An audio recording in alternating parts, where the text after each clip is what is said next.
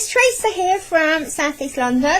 Feeling particularly perky today, so you'll have to excuse me if I'm excitable. I'd just like to say a big welcome to all new subscribers, and thank you very much for subscribing. And I'd like also to thank the regular viewers. Thank you for your support and your lovely comments. I do appreciate every single one of them. Thank you very much. I've been out shopping. I've done the charity shop trawl.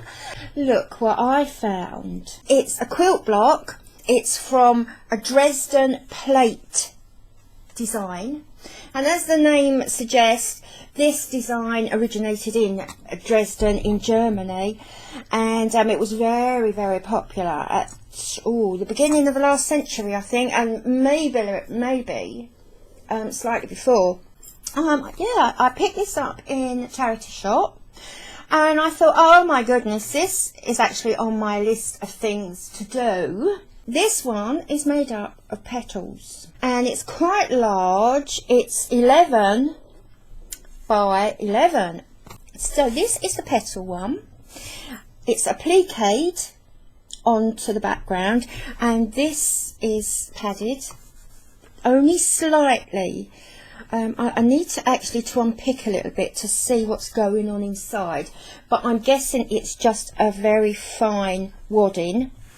Little bit of sewing around here. Now I noticed it isn't all hand sewn. These blades have been, or petals, have been machine sewn. Very, very carefully, they're machine sewn. And whoever made this, it's just done a wonderful, wonderful job. It's been hand sewn around the edge. This is hand sewn and hand sewn, and around here, this quilting, small running stitch, which is used in quilting, is hand sewn, and it's just, I just think it's beautiful. So that is one option for a Dresden plate.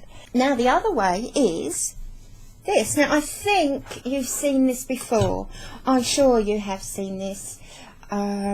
For another example, but I can't remember what the example was. These are smaller, and that's approximately 6 1/4 diameter. Again, the centre bit here covering up where the blades meet. The same here. So underneath here you've got where all these ends meet. I'm working with this, so I'm basing this project on this, okay, and not on the smaller one. We'll start with this one. We'll start with the size of this one, but with this shape. Okay. We need a ruler and a pencil, and we're going to draw a 4.5 inch line, and I believe that is approximately 11.5 centimeters, but please check that out. So I'm going to be working in inches, so 4.5 from there to there. Okay, there we are, 4.5 there. Now I'm going to measure 1 3/4 inches from the top. Now I'm on the side again here, so if I turn that round there, so there we go. Right, so bear with me because I'm now looking that way. So 1.5, or what did I say, 1 3/4 from the top. So there's 1 3/4, and then where are we? And then mark it. So we have now 1 3/4, 1 3/4 there, from there to there. Alright, I'm going to, if I can make that a little bit bigger, just so you can see. That's it, 1 3/4 there, and mark it there. And then we're going to measure 2 inches going through this mark here, 1 inch either side of that mark. Mark it there, mark it there. In fact, what we do it that way, that's better. So now we have something resembling a cross. We're going to go from here to there, and then that side, and that is that part, obviously that part there. Right, so from here we're going to mark 1/4 of an inch either side here, and you can see that I went a bit wrong there, so just ignore that. So at the end of your line here, 1/4 of an inch either side, which is there, and then draw a line, and then you're almost finished, because you're going to then take this, join it up from here to that point, and then join it up from there to there, and there is your blade. Okay, so I'm going to cut this out. So there's your template now. I'm just going to put that to one side, and you need 3 more templates.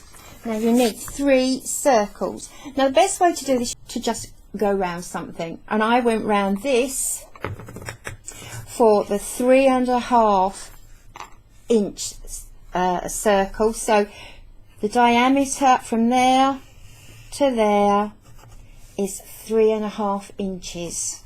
So that was that one. For 2.5 inches, that was a hard one to find. The diameter of that was really hard to find, and the best I could do was powder puff. So the powder puff here, I drew round 2.5 inches diameter from there, oops, to there. So that's those 2, and the last one is 1.5 inches, and I drew round a milk bottle top. Now that's perfect. So 1.5. So you should now have 4 templates. You should have this one and these 1.5, 2.5, and 3.5.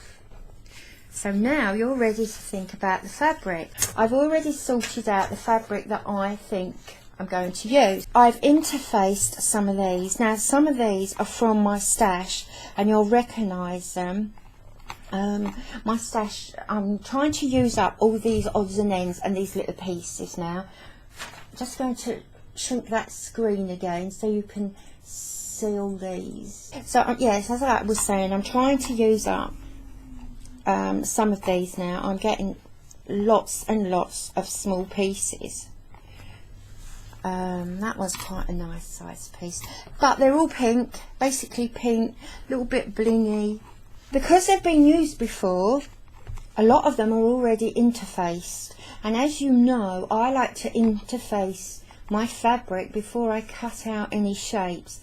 I don't cut the shape out and then interface. I interface as much as I think I need, and then I cut out the shape. So what I would do here, or what I will do here I should say, is, let's have a look. Oh, so much choice. This one's interfaced, so all I will do now is cut out,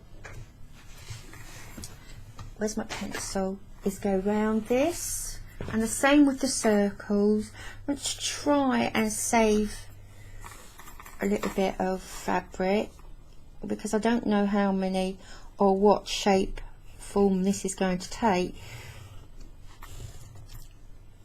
Move that over a little bit, and then I'm just going to cut it out. Now I need 14 of these, so I've cut out all the blades and out the circles. I've already chosen the background. I'm not sure if it's going to work because this is very busy, but I'm going to use it anyway. And what I've done, I've sandwiched some wadding, just one layer of very fine wadding between what's going to be the background fabric and the background, okay, or the lining. So the lining is calico because I have calico, but you use the fabric that you have. Make sure it's not too thick. Whatever you use, you don't want anything too thick or too heavy, but you could use something else, part of a tablecloth or whatever you have to hand. So don't go buying lots of calico, because you can make do. Now I've kept this just slightly longer than this.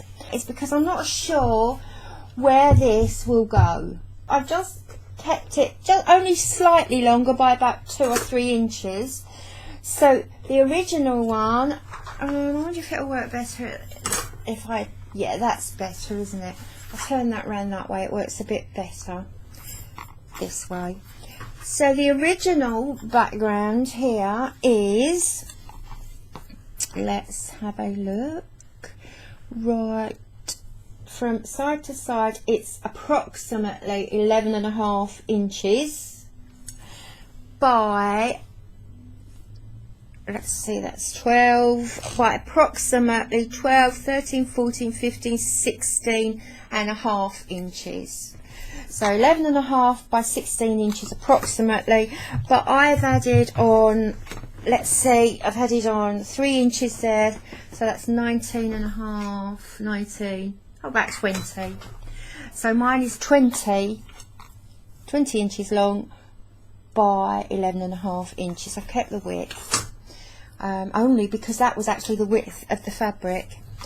So I'm going to remove this.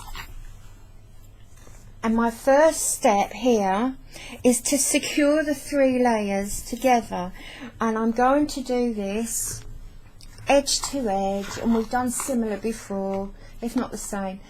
Edge to edge, all the way around. I'm going to pin all the way around and tack it in place, so there's no movement when it comes time to sewing.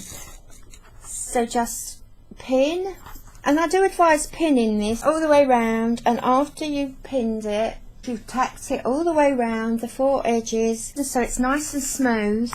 I might even start putting the blades on. Before I start tacking down the blades, I thought I'd just show you how far I have got.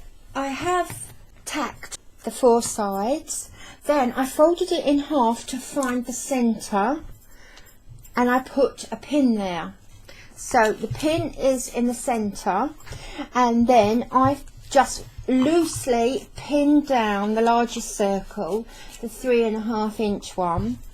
I want to flatten that out a little bit, and then all I'm going to do now is to place these blades the way that I want them, and I want just the tiny bit of the edge to go underneath, not too far underneath, maybe 1/4 of an inch, and try to get them the same all the way round. Now do this, matching up the sides here and pushing them under here. Now because this is flat and I've interfaced the back and I'm using this as a plique, I'm not turning under the edges, the raw edges. But if this were to be used for an actual quilt, a bed quilt or so on, these would be turned back, and there is a very particular way of finishing these off, of doing these points here. But because this is primarily for a plique and surface stitchery, I'm not worrying about all that. I'm just doing it as we usually do it, right this way. I just want to work this pattern out. As soon as you've placed those the way that you want them, carefully put a pin in each one just to hold it in place, and then they're going to be tacked down all the way round, like we normally do. There's no need to tack right the way around each shape. We're just going to tack round in a couple of circles to hold it in place. But first, want to pin all the way round and then remove this. So they're all in place now, and that was quite a hard thing to do, to fit them all in. So you just try your best to get them all in. It's not very easy to do that, but anyway, they're done now. I'm going to take the middle bit off, and there's the nice circle there, and they all look about even apart from this one. So the next thing to do is I'm going to tack this all the way round, probably twice, just clipping the points around here and then around the centre, and then this will be ready to sew down in place. So they've all been tacked down now. If I show you the back, you can see here the rings of tacking, and I actually did 3. I did the points around here, like the shoulder bits, the wide bits around. I did around here, around the centre, and then I went back and did the points. Just jumped from point to point to hold them down, because they were flapping about, moving. Now as I do some of these, I'm going to have to close up just some tiny little gaps, because already they've sprung apart. So that will go there eventually, and then something like that. I might change the centres. I did actually cut out some different ones. I like this one, but I'm not sure. So anyway, the drawer is open and that we're undecided as to which one to use at the moment, but I have a choice. At the moment I'm thinking of that one. Perhaps it's actually the small one that I need to change and not that one. But anyway, we get to there, and we'll make our minds up at that time. So I'm now going to start to sew these together all the way around, and I think I'm going to choose the stitch that's often or mostly used with crazy patchwork, and that is feather stitch. So I will start with a feather stitch around here, and that is one stitch I love. So I'm not going to show you how to do that because I've shown you before, but I will show you how it looks in our stitchery book, in the 2 journals. So that is the feather stitch here, and it is beautiful, and it actually looks like a feather. And that one there is feather stitch as well. You probably recognise it just by the picture there. So lots and lots of feather stitch going on around here. Let's see what it is in this one, and there. That's probably a better. There we are, feather stitch. So traditionally, a lot of the time, crazy patchwork was joined together with feather stitch. So I'm going to more or less treat this as some sort of crazy patchwork, and I'm going to join these now with that stitch there. I'll just make a start on the screen. I won't do it all on the screen because you might die of boredom, but a nice knot. I'm using 6 strands of thread, and I'm just going to do the feather stitch all the way along where the join is, and that way it will close them up. If there's a little bit of a gap like I have here, I'll make this a little bit bigger, right, and it will just close that gap as I go along. So from one side to the other side, as long as I want it.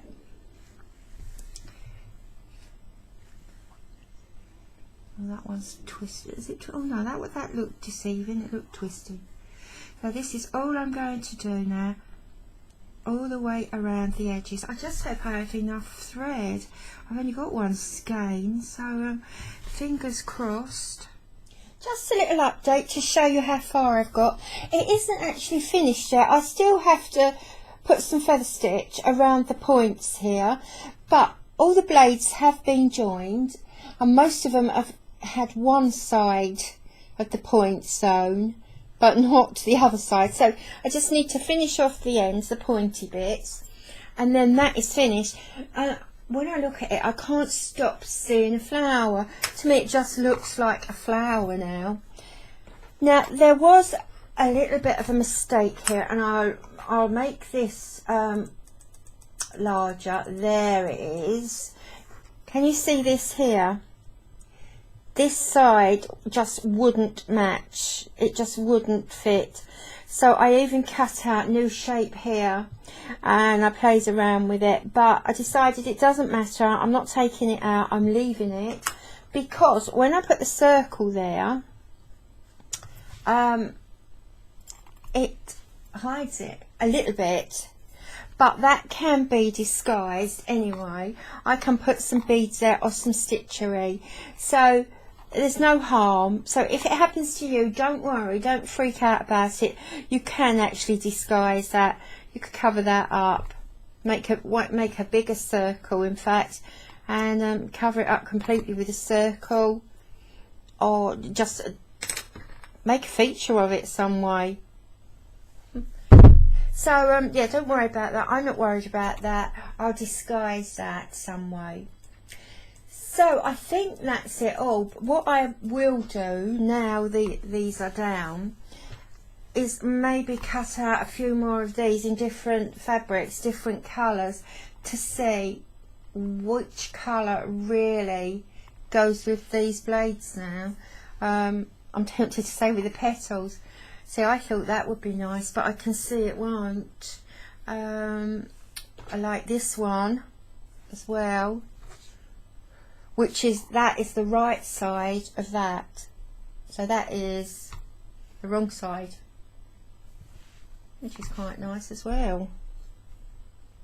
No, that would just look silly now. So anyway, I'm going to hang it on the wall for a while. Once again, have a coffee. I must have about 20 cups of coffee a day, and then I moan to people that I can't sleep. It's now going on for 1 o'clock in the morning. I'm wide awake with really important things to do. Ha ha. And it's coffee time, so any wonder. Anyway, I'm going to leave this now, and next time you see it, these will be finished, but I'm not sure there'll be anything else done. I just need some time there to think about this. Okay, so I'll get back to you as soon as there's something to see. Right, so that bit's finished now. All the feather stitch has been done around the points, so this layer of blades has now been finished. What I've decided to do, not finish it there as you can imagine, I've cut out another template, a smaller one, a smaller version of this, and I've decided to put some smaller ones on top.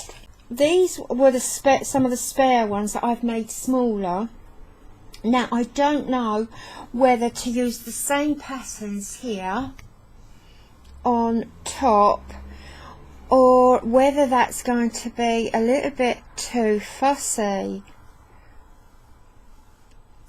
I don't know whether to keep them plain, because already, look, I've only put a couple down, and already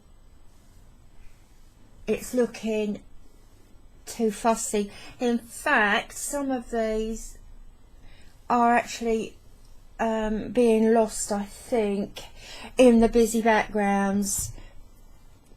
So I'm wondering, just by doing these few, whether the ones that I cut out should be plain. I like the pink. I'd like to bring the pink colour from these large ones.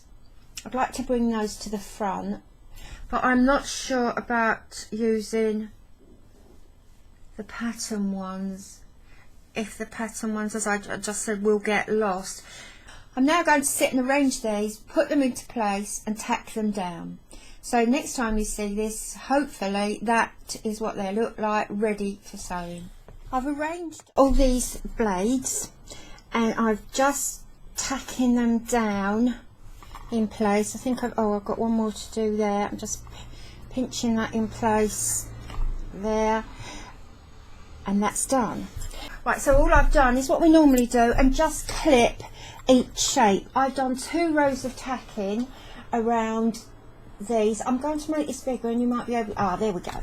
So I've done 2 rows of tacking around. You can just see them here, look, one there and one there, just to hold it in place. It's not perfect, but it's enough to hold these down in place while I sew them. So this is how I arrange them. It took ages. It took such a long time to work them all out. Oh my goodness, it was a real headache. When I've done things like this in the past, sometimes I've taken them in to students, and I've let the students decide. I've let them have input into my own work.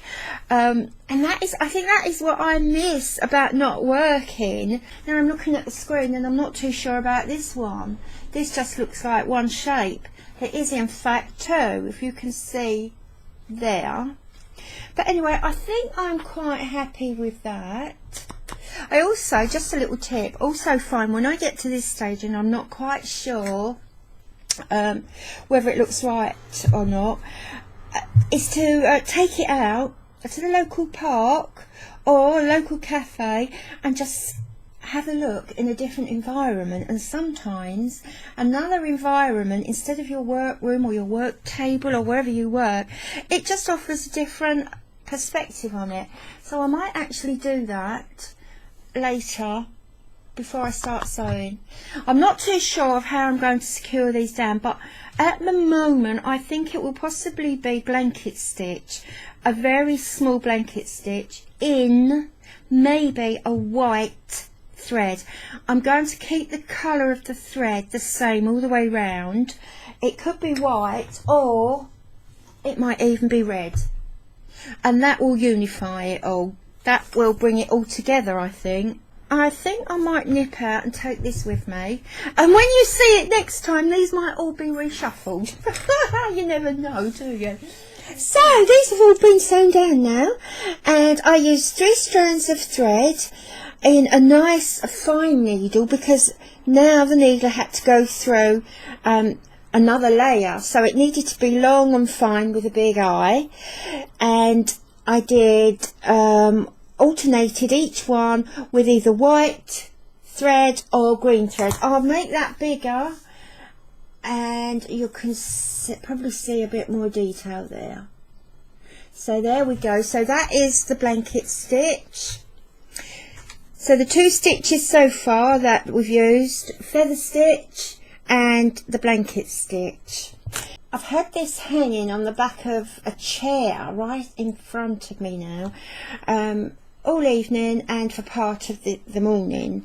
After looking at it just an hour ago actually, I've decided now to put another row of petals in there. Now this is a nice silver grey, and I'm doing them all grey because the grey matches all the other colours, and I always think grey goes particularly well with pink. Now I'm wondering if that's coming out on the screen. I haven't looked up yet, so I've no idea what it looks like on the screen. Oh, this is something nice to do.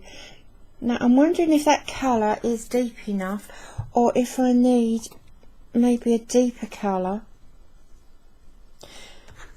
But at this stage I don't want anything too bright and garish because I've got to sew these down yet. So I could make them more colourful with the colour I use to sew them down, and I will possibly use the blanket stitch again. Oh, I'm one short. Oh no, I'm not. There it is. Right, so let's have a look on the screen.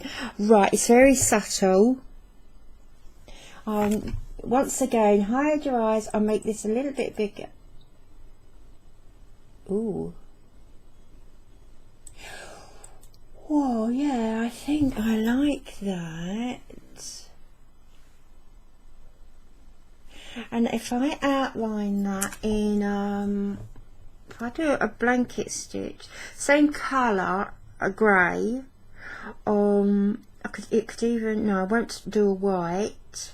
I think it needs to have a darker colour to outline it, something like this charcoal grey, maybe even black. There's bits of black in this as well. There's also white, but I don't think white would do much, and I've used white before, so I think now I might do them all in a deep grey. So once again I'm going to repeat what I've done before. Tack these 2 rows, top all the way round, just clipping them and around here. And then I really think I need to cover this up, because at the moment this is really impacting on the design now. I noticed that while I was sewing on the second lot of blades, and I thought I really need to cover this up because it's having quite an impact.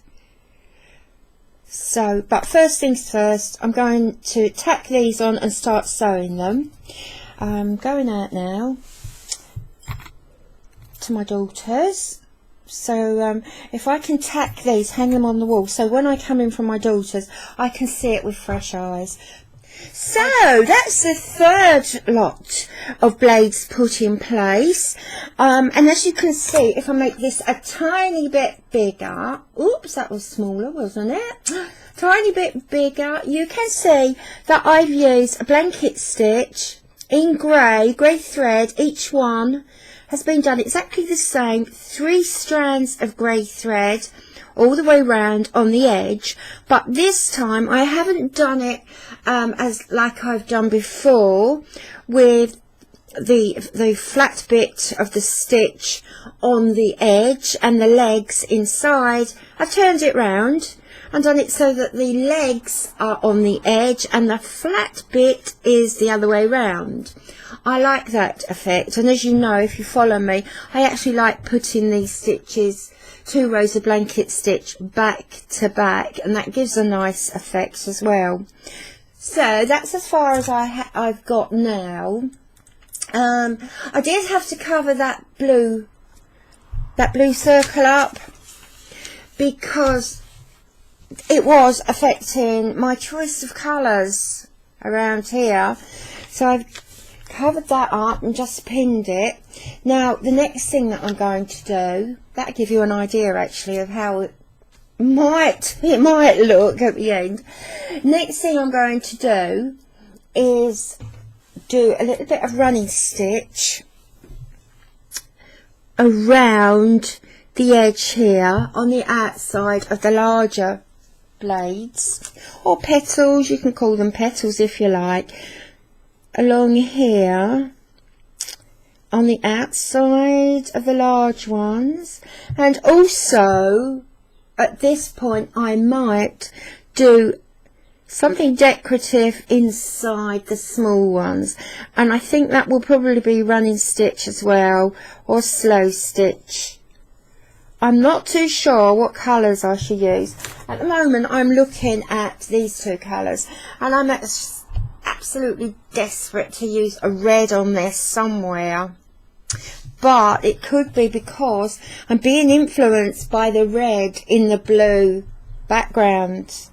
It's a blue background and red and white design on there, so I'm not sure if in my head I'm thinking I'm going to bring the red from the background onto the front, forgetting that that's going to be covered up.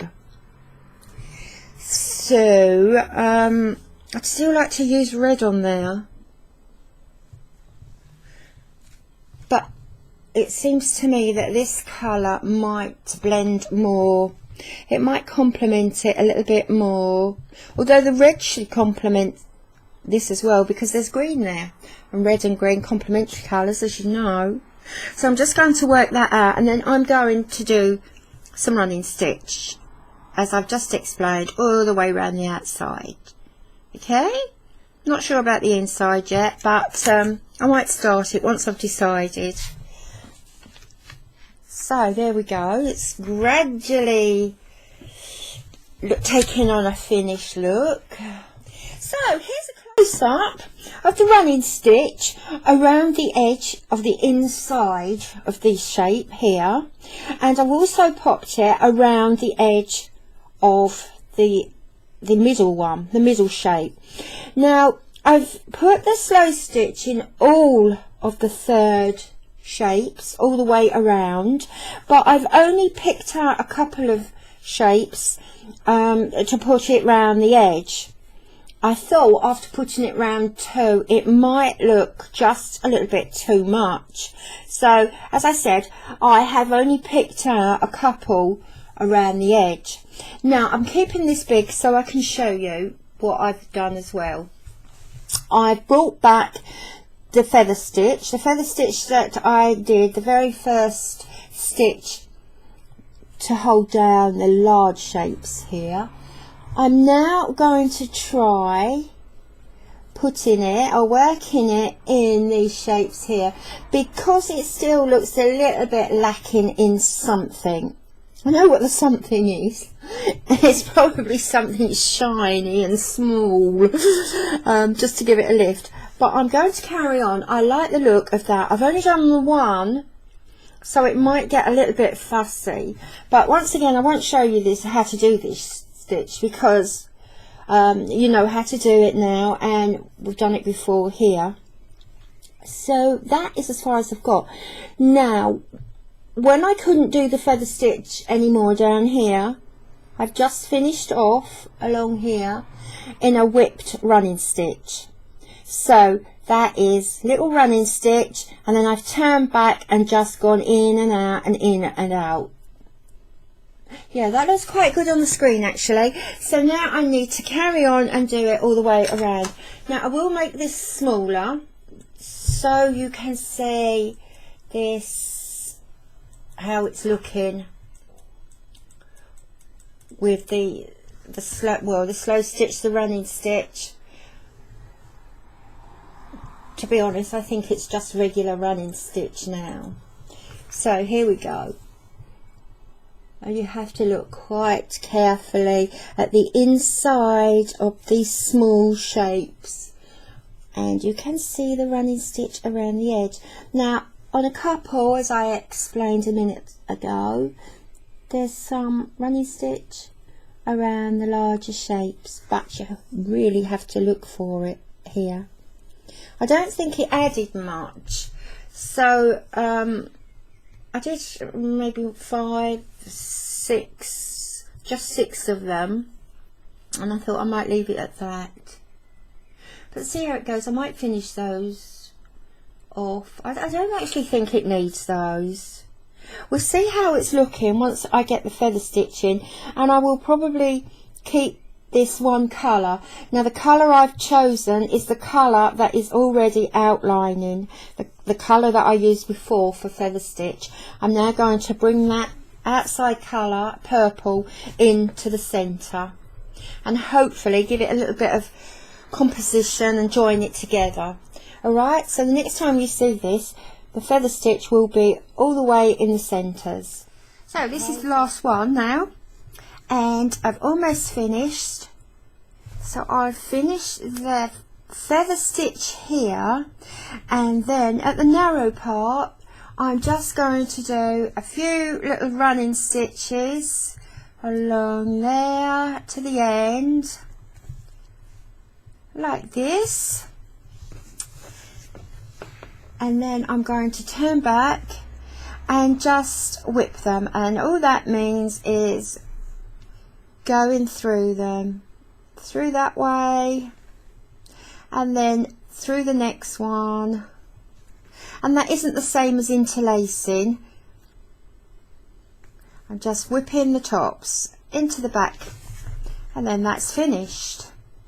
So I have now finished feather stitching all those little narrow blades, and we're just about to see now what that looks like.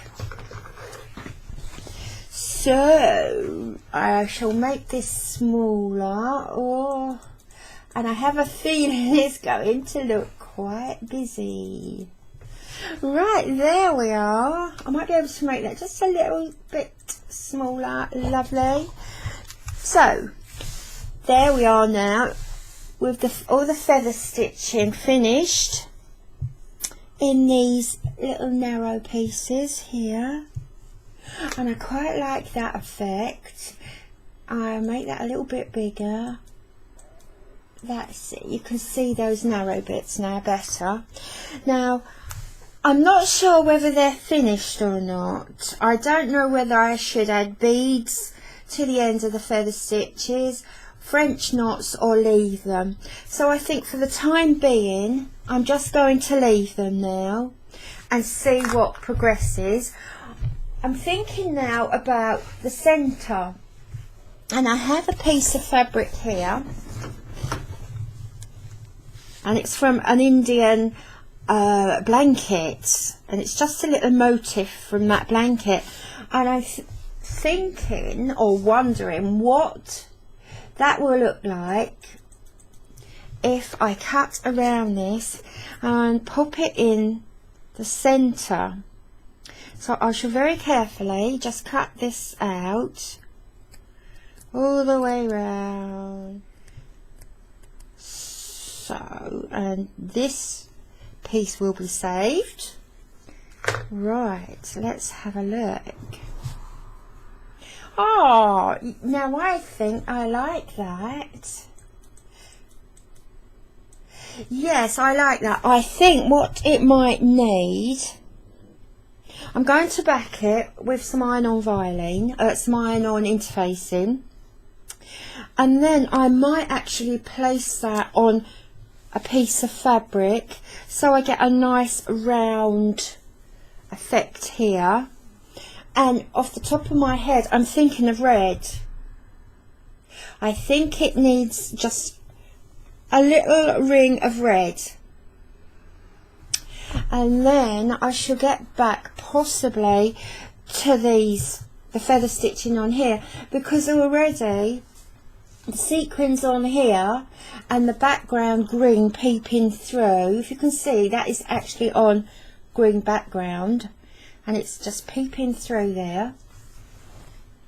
So already these sequins and the green have thrown a different look on these blades, or the petals. I think petals are nice, isn't it, on these petals here. So I can't make a decision yet as to what's going to happen. If anything, I might not do anything. But oh yes, I'm going to carry on now and mount this, or I'll put some iron out on interfacing on there very, very carefully, because I don't want to melt the sequins. So very carefully I'll interface that. Maybe, and I think I will, yeah, maybe pop that on some red and just have a little rim like that around the edge.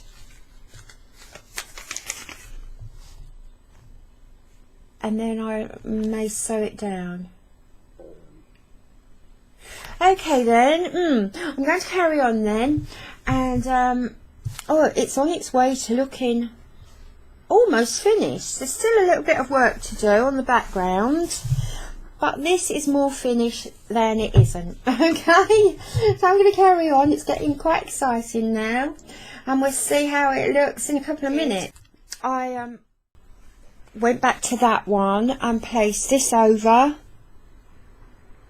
and I started to like the idea of that to brighten it up, give it a little bit of a lift. I did cut the red one out. I cut the red out and put that down, but it's not feeling quite right. It doesn't look right, it doesn't feel right. So I took that one away, came back to this one, and I've decided to go with that. It makes it a little bit lighter and it brings the pink out, because I think it was in danger of looking too dark. If I take that off again, maybe place some red there, I think it was taking on a dark look, which I didn't really want, but that gives it a lift. So I'm sticking with that now. I will tack these down, tack it down around here, and I should tack that on top. I'm not sure if I'll sew them down at the same time, with possibly blanket stitch again around here. Yeah, I think blanket stitch is probably the best one to do. Maybe even a herringbone this time. I'm not sure. Once it's tacked and I look at it again, I might see it differently. But I should tack that down, and then I'm going out for a couple of hours. I'll leave this on the wall, so when I come in, it will be the first thing I see as I open my living room door, and then I shall get either the shock factor, the pleasure factor, or the oh my goodness, take it off factor. Okay. I think I'm going to call this finished now. The temptation is to put beads around all the little sticky bits of the fly stitch, or to put French knots on there, but I really am going to resist it, because I think if I do that, it's just going to look too fussy and it's going to lose something and not gain something. I think this looks really nice. I'll make this bigger so you can now see it close up, and I'll tell you what I've done. Now, I trimmed the round gold bit here. I trimmed that, and I've placed it on one of the circles that you saw earlier, and I've attached them with a blanket stitch all the way around in 3 strands of red silk. So that is blanket stitch all the way around, and it actually goes through from the edge of the petals into every other sequin. So it's caught the sequin fabric as well as the pink fabric underneath.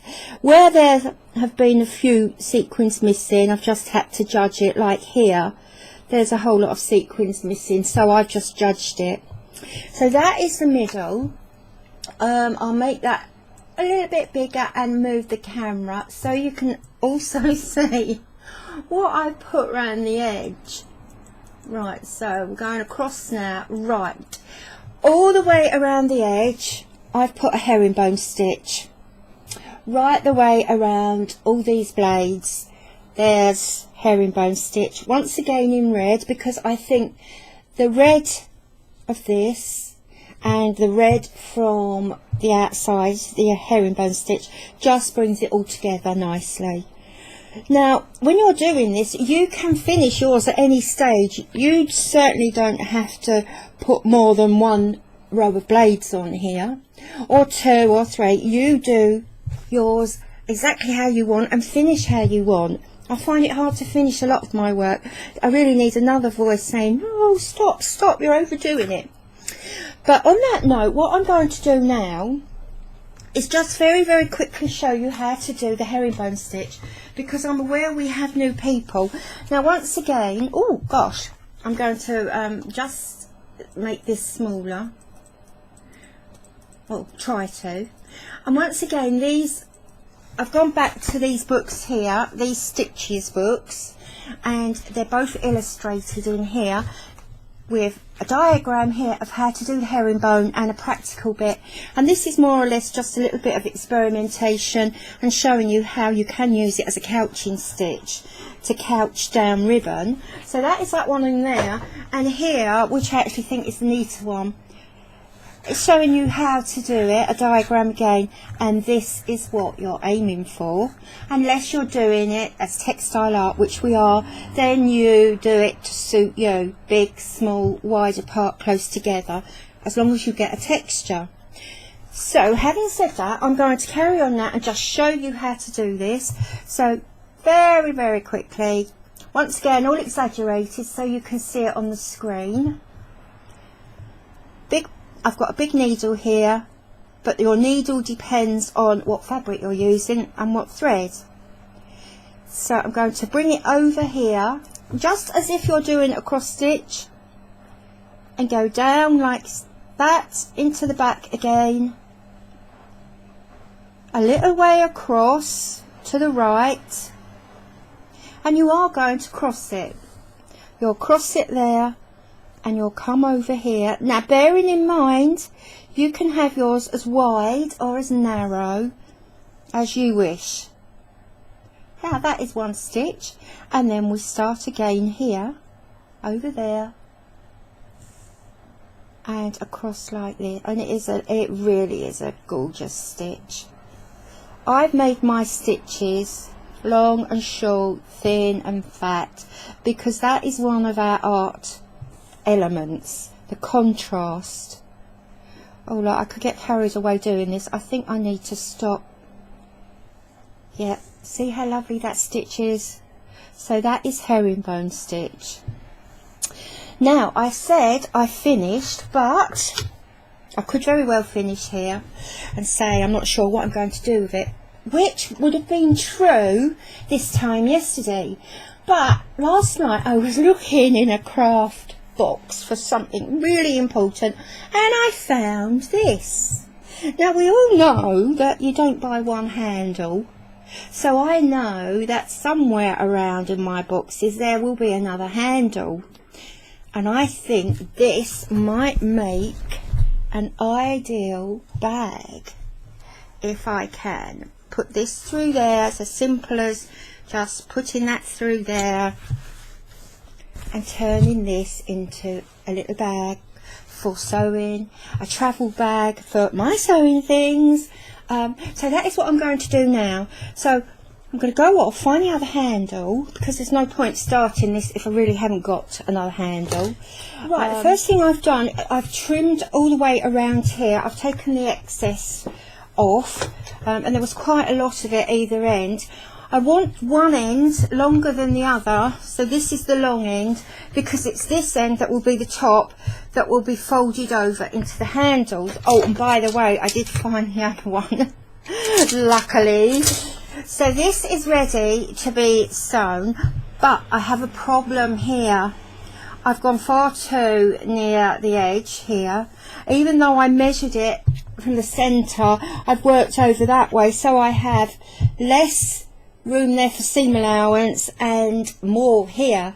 So when I machine sew this, I'm just going to have to try and strengthen it as I go along. Not a problem, but it's just a bit annoying because I did measure it and I still got that wrong. So anyway, I'm popping that to one side. Now I've made a template, 12 by 15.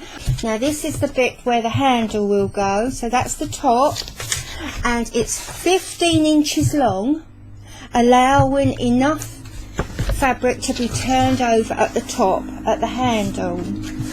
Now I've cut out 2 pieces of lining. I'm going to do the lining in this fabric, a nice pink fabric, and I've also cut out a piece for the back, nice purple to bring out the purple of the front.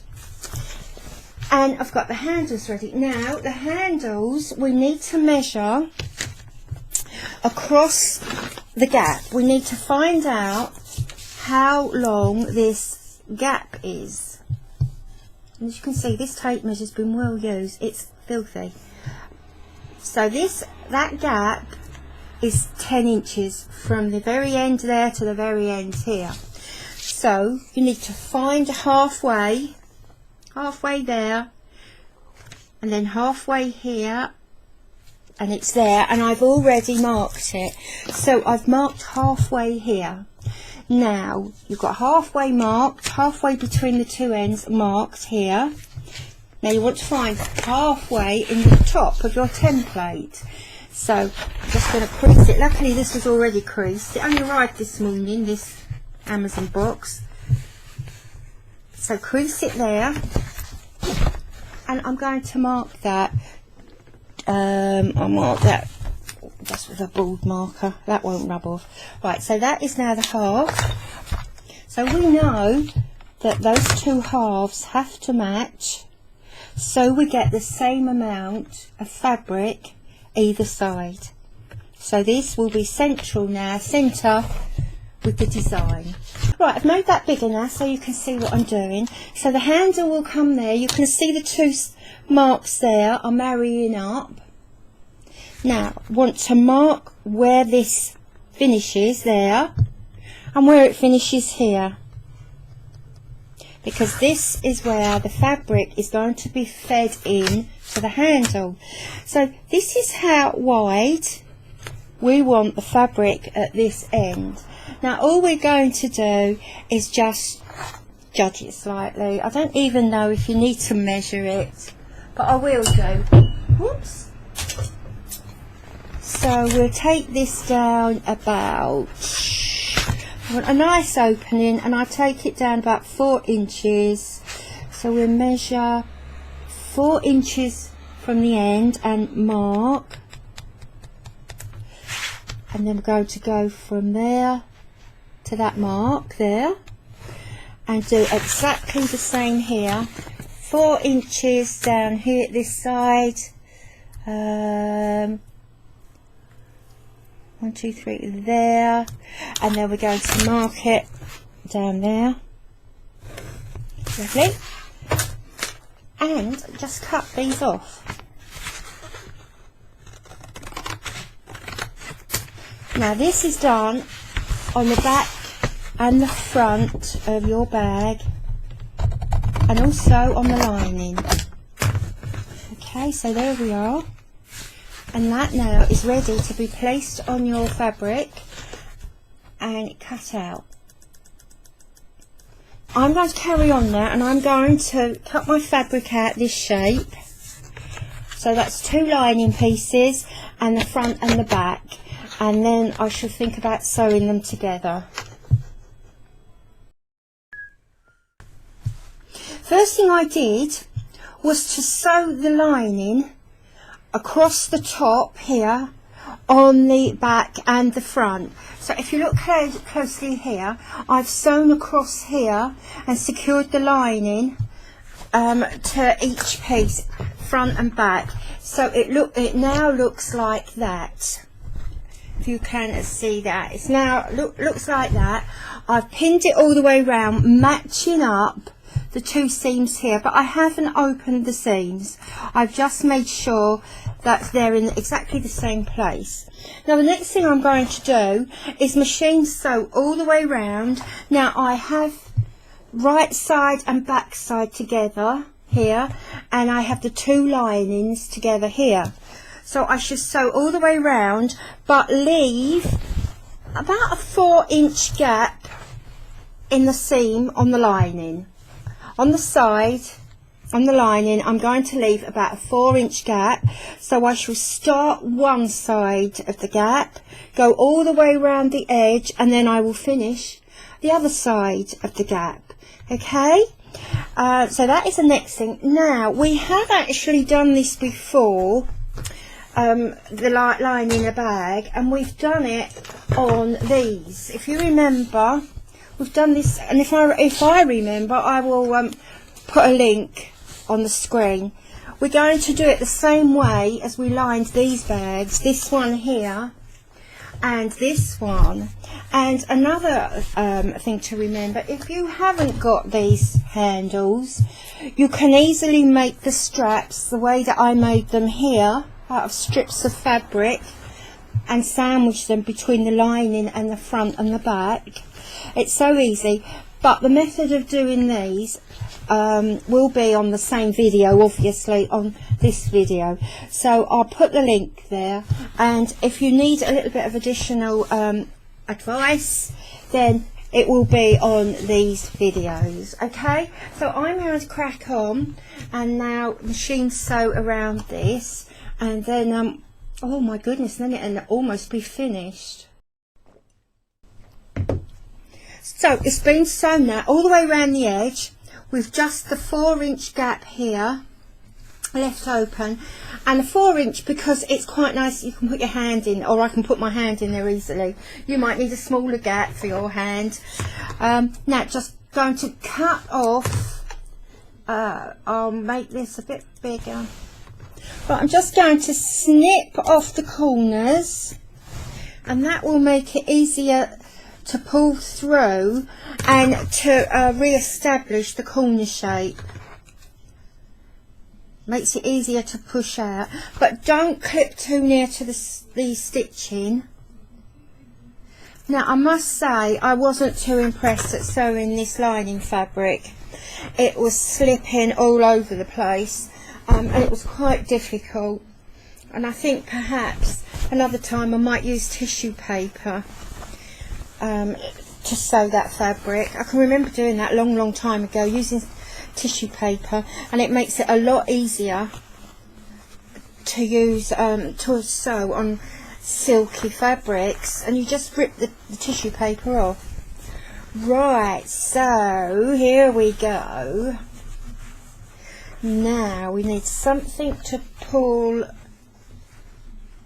the seams out with. I'm just going to put the lining inside and try and get the shape right. That's it. And there. Right, now unfortunately I did clip some of the blades here. I'm going to make that smaller, otherwise you won't know what I'm talking about. Right, I did clip some of the blades here, but it really doesn't notice, to be honest. I didn't clip any this side, but it still looks, this still looks pretty central, so I'm quite pleased with that. If I had known that I was actually going to make it into something, I would have prepared properly and measured from the start, but I honestly didn't think I was going to make it into anything. It was just to do an example of Dresden quilting and how you can embellish it, really. But as always, it took another turn, didn't it? So, but I'm quite pleased it did. Right, now the next thing to do is to fix these. Now I can see at this point I'm going to have to split the seam.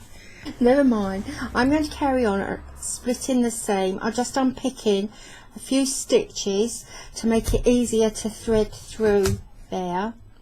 And as soon as I've done that, we will then be on our way to finishing.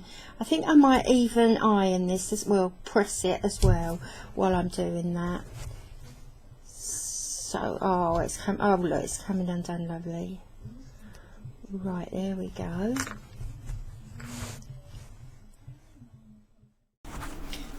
Well, that really didn't take very long. I split it along the edges, and then I pressed it nice and neatly, folding in the inside of the seam allowance, and it naturally just fell into place. So that was quite easy to do.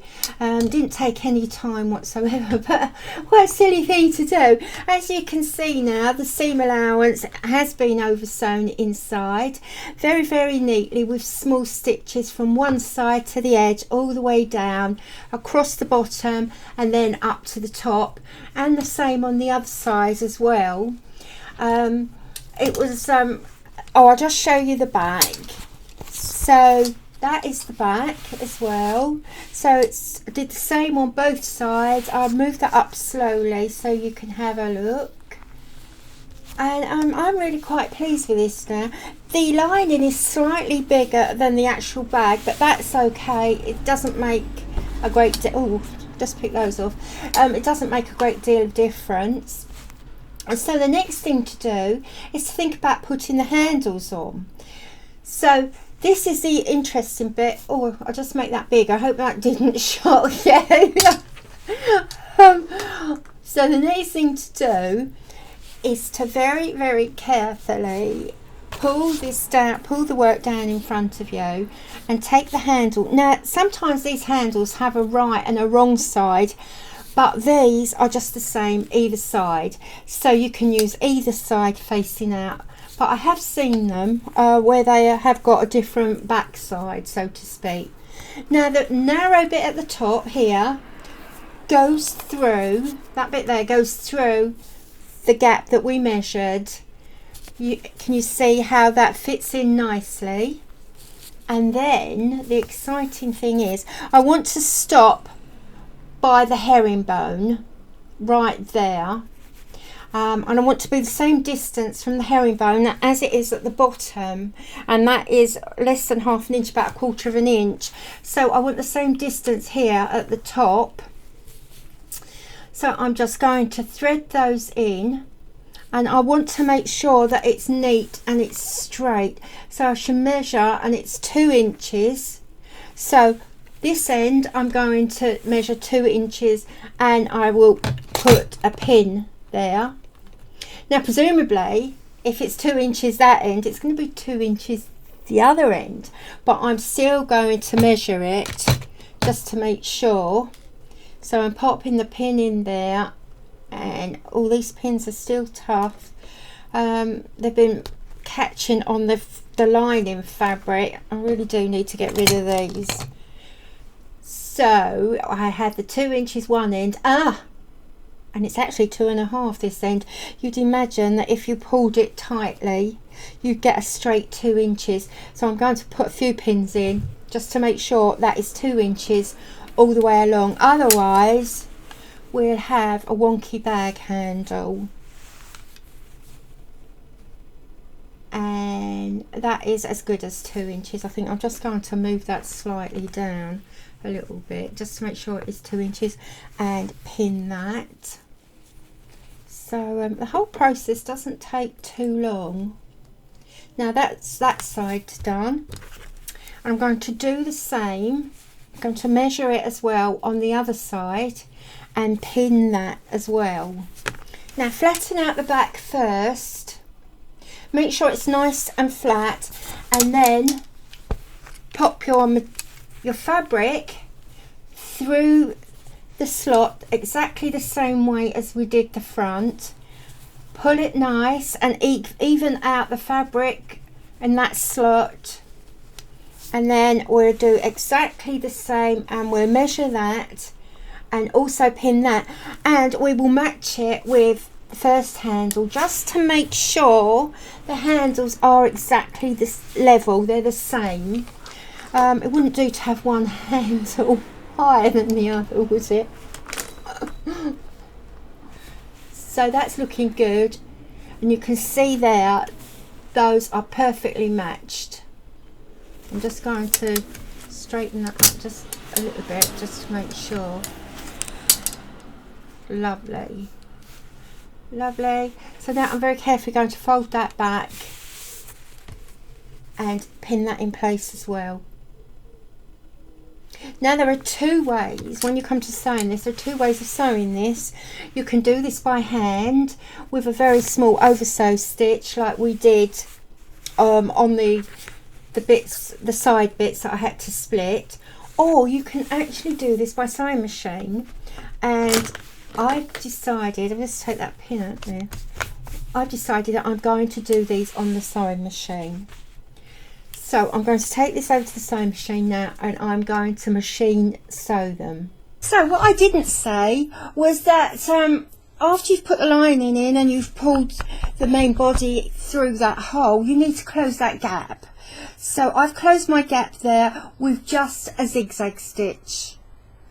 Very neat zigzag stitch.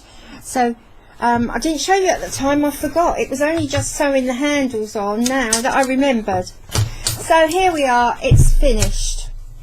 I sewed the handles on here, along there, and along there as well. And that doesn't look too neat on the screen, that one. But it's all done. And now, so there's the handles, clippity clop, inside, and the back. And I'm just going to put something in there. I'm going to put a book in there or something. I'm just going to put a book in there. There we go. Lovely. I'm quite pleased with that, considering that I didn't imagine I was going to make it up, and making up the construction didn't take that long. I am pleased. I just need to see if I can get a bigger view for you. There we go, that's the sidewards view. I'll just drag that, line those up, just push those down. And there we go, all done and dusted.